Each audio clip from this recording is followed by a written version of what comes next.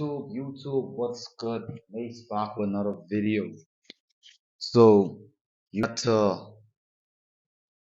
just do a recap over the trades that I've taken last week.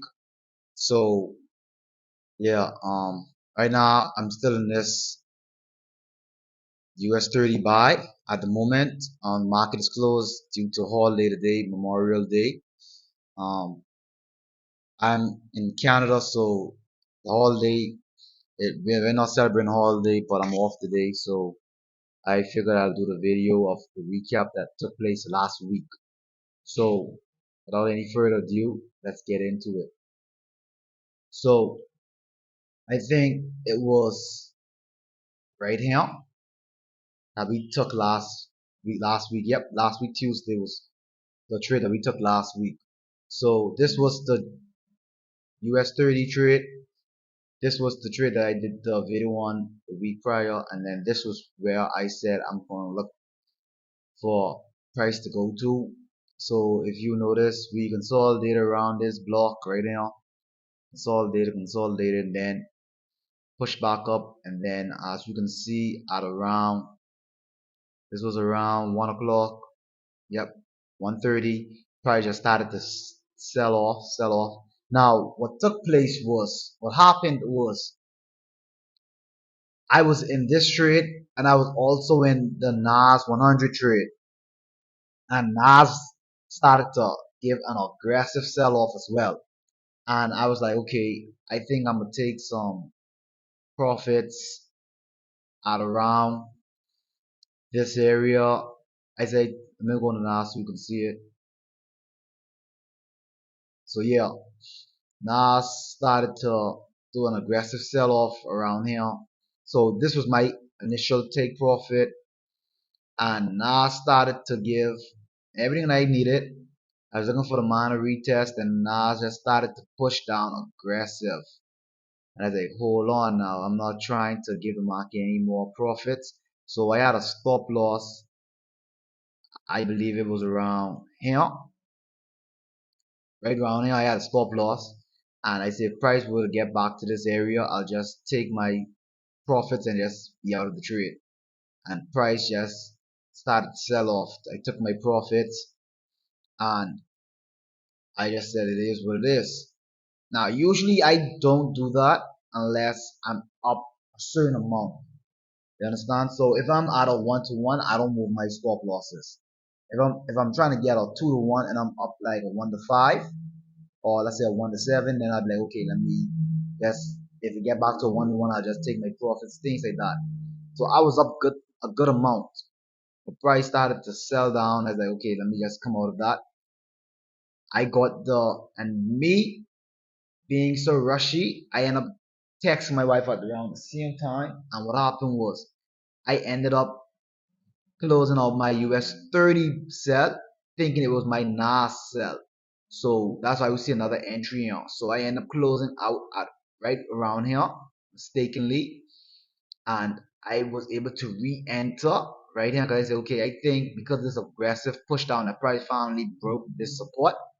I could see continued sells to my area. So I re-entered right here, put stops above this area because I said price would come out to retest, it might just retest this zone, then sell off. So I wasn't minding being in some small drawdown, but I know it had to go back down to the zone. And what happened now was this was still a 1-to-5. This was a 1-to-7. So I took some profits here. Then was still able to re-enter this right there, still be able to catch a 1-to-5, which was nice. But the thing what took place, what really bugged me was the Nas. As soon as I took profits on the US30 and I closed out the Nas, right? The profits, like US30 sell, it did well. Then Nas ended up finding support right back at the same area. So this was where my stop loss initially was. And look what happened. Price finds support there. And then an hour, within an hour and 30 minutes, price shot all the way back up to smash my TP.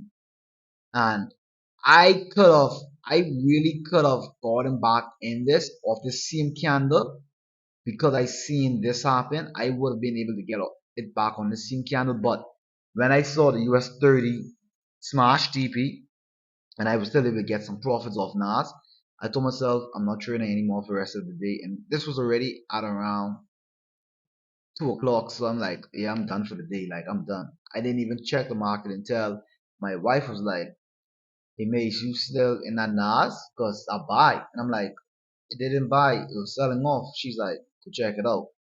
And I was like, "Dang, I could have ate that day, but wasn't able to get in it." But that was that. We also end up getting a nice sell off here. So this was some divergence that was forming. Price gave me a push down, a retest back to these areas. That was a nice 1 to 8.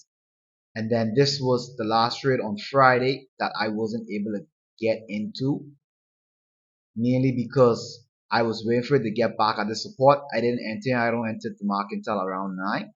So I was hoping that it could get back to this area one last time before pushing back up to this area. That would have been a nice 1 to 9, almost a 2 to 1. But I wasn't able to capitalize off that.